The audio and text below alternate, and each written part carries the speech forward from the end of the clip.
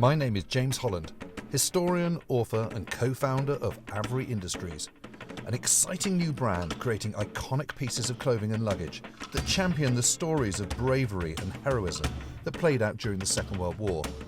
Today, I'm sitting down with Don Cochrane, chairman of historic British watch manufacturer Vertex, to discuss the importance of continuing to manufacture products that ensure the legacy of this remarkable generation is never forgotten.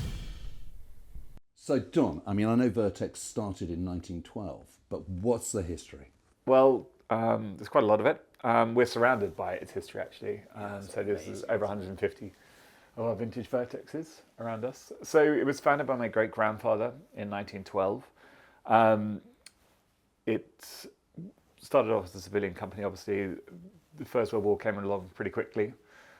So we supplied quite a lot of watches for the First World War. And then between the wars, we went back into civilian production. A lot of beautiful diamond ladies' wristlets and gentlemen's pocket watches and that sort of thing. And then I can see them here. Yeah, amazing. The Second World War came around. Yes. And we've supplied a lot of watches in different ways, pocket watches and wristwatches. But what we're most well known for from that period is this little fella, which is what they now call the Dirty Dozen, which is the 12 watch manufacturers that supplied the British at the very end of the war. So this was just before D-Day this watch was supplied. So there were 12 manufacturers.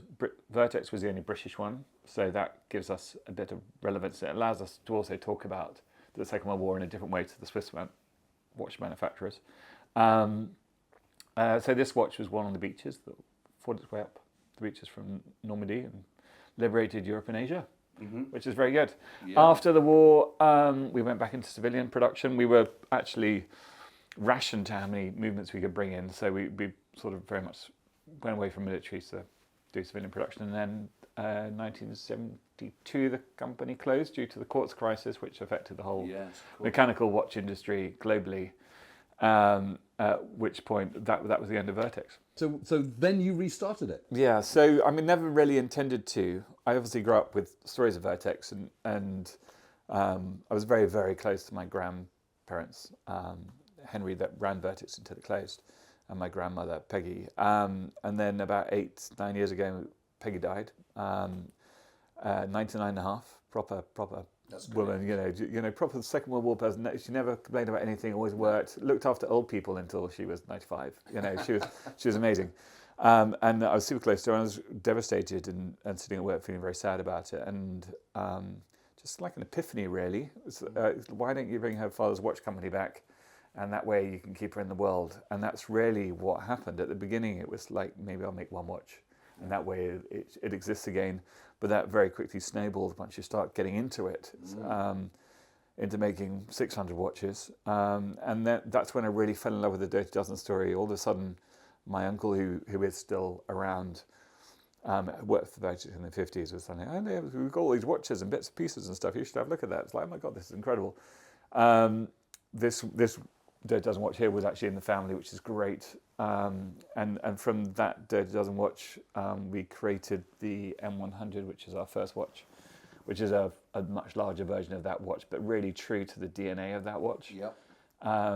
And because the Dirty Dozen involved a lot of very interesting Swiss manufacturers like IWC, Omega, Jaeger-LeCoultre, Longines and stuff, it allowed Vertex to come back in with a bit of gravity and a bit of authority, which really helped us. But also, there's such a timelessness about it, isn't there? I mean, to think that is a wartime original, and you put that alongside that, there is absolutely no difference. And I wear my one with a huge amount of enjoyment, and also knowing that I'm wearing something that is got that little nod to history. No, absolutely, and it's about. It's about having that authority. It's also about having that integrity. We call it purity of purpose. It was designed specifically to do a job. A lot of people, you'll know what it was like before D-Day, that people had to learn to swim. They had to learn to do a bunch of stuff. A lot of them had to learn to tell the time because they hadn't had a watch before. So it was really an interesting period for horological development. And I think that's why it's so real now, works so well now.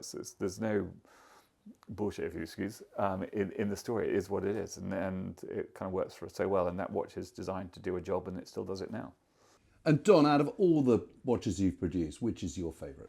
The monopusher chronograph, that actually the one I'm wearing, the MP45. Yeah. This was a kind of a stillborn project. Basically, we were commissioned to make this watch at the end of the war, but then the war ended and we moved into civilian production, and Lemania actually made this watch, but we designed it originally with them. So I kind of recreated it and made it, and I just kind of like it. And I love what it stands for too. It was for the Explosive Ordnance Division, so bomb disposal people, and it was for timing bomb disposal. So it's a very simple start, stop, reset mechanism, which is kind of the purity of it, but also how brave those people were and what they went through, and all the stories. To say that I kind of love that. It resonates with me. Okay, Don. So what makes Vertex different from other British heritage brands? I think there aren't that many British heritage brands that are still running. Obviously, my family connection, having grown up. I mean, my grandfather Henry was a captain in the army during the Second World War. He was very much part of the program that supplied these watches. So it was a very kind of close feeling and commitment to me to redo the company. It wasn't really done as a commercial project. It was really done as a cathartic project. Right. And I think the fact that that's at the core of our business affects how our customers connect to the company. So we sell directly to everyone, so we know everyone that buys a watch. They're part of our story too now, and that's really important to us. So that community that we're building globally is really important. So I think that's one of the biggest differences, is that everyone that's part of Vertex is part of our story. Don, obviously we talked about the Dirty Dozen and the origin story, but is there one thing that people should know about Vertex story that perhaps they don't? Okay, well, I mean, there's lots of really interesting little snippets. There's one thing that I only learned recently, that at Bletchley Park there's Alan Turing's watch, which was a Movado, but at the time Vertex was the distributor for Movado in the UK, so he got his watch from Vertex, which is kind of cool. Oh, that's very cool indeed. Yeah. One of the greatest minds ever to have lived in Britain. Absolutely. So, was wearing a Vertex watch. A man of taste as well as knowledge. Yeah, fantastic. Obviously, you're famous for your knowledge of history and the Second World War, that kind of thing, but what has made you decide to restart a jacket brand or start a jacket brand? Well, I've always been interested in jackets from the Second World War, and I wear a lot of them, but I had an absolutely beautiful original version of the M1941 Arctic. And this was over 80 years old, and it's only after 80 years that it's just starting to get a little bit threadbare. And obviously I bought it second, third hand. I don't know how many hands other wearers it had. And I thought, God, what I really need to do is I just need to create another one. And that was the seed that started it all. And now we've got plans for all sorts of jackets. So, but what do you think is going to make AVRE different? Well, I think it's the attention to detail. I think it's the quality of the garment. I mean, everything here is sourced from here in the UK, from the serge to the twill. We've specially made the cinches. We've specially done the buttons so they're original to how they were. Yeah. And it's that attention to detail. And this is so beautifully made that this should last 80 years as well. I mean, you want this to be a jacket that will be a friend for life. That's the idea. Well, I mean, this is your first jacket, right? So tell me a little bit more about this. What brought this design around? Well, it's actually, it wasn't manufactured in huge numbers during the war. It was a range that sort of went out quite quickly. Yeah. But you do see a lot of American soldiers in the European theatre of operations wearing these. And they were designed for kind of winter wear. You're supposed to have something like a thicker jerkin underneath. Right. So this is a top coat rather than just a straight coat, and very versatile. You can move it a lot. It's got a lot of room in the shoulder, so you can crawl along with your rifle under barbed wire or whatever through the mud. Yeah. It's hard wearing. It's warm. It's durable. All those sort of things. This was also particularly used by the US 3rd Infantry Division. Yeah. And the US 3rd Infantry Division, they're a kind of a pet favourite of mine. I mean, I think it's quite natural for people to have favourite squadrons, favourite planes, favourite units in the Second World War and stuff. And the 3rd Infantry Division are the tops as far as I'm concerned. They're the ones that saw the most combat. So they saw 531 days of combat.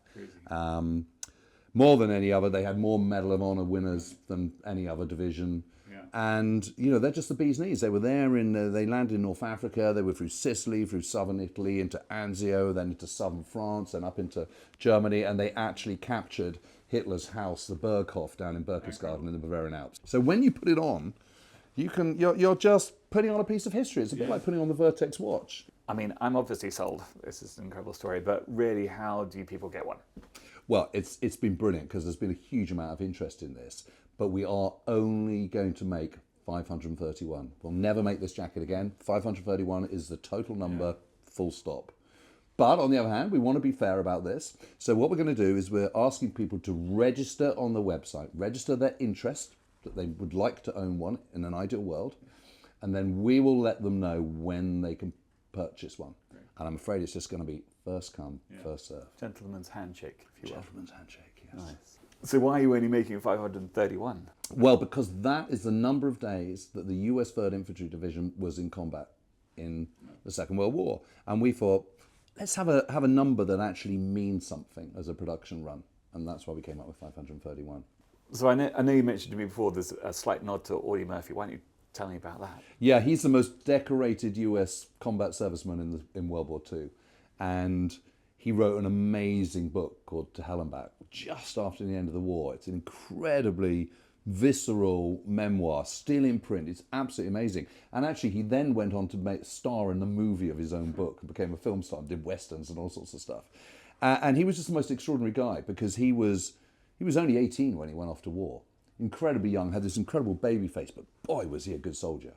Wow. And just totally fearless. I mean, in a way, that's sort of luck that he got through it unscathed or largely unscathed. But his story is just amazing. And it kind of, again, it symbolizes the experience of the 3rd Infantry Division because he was in the 3rd Infantry Division and the huge journey that they went on in World War II. So I'm a big fan of his book. I'm a big fan of him. I've written about him a number of times. And again, you know, putting this on and just thinking this is an exact copy of the jacket that Audie Murphy would have worn at certain points in the Second World War, I think is really exciting.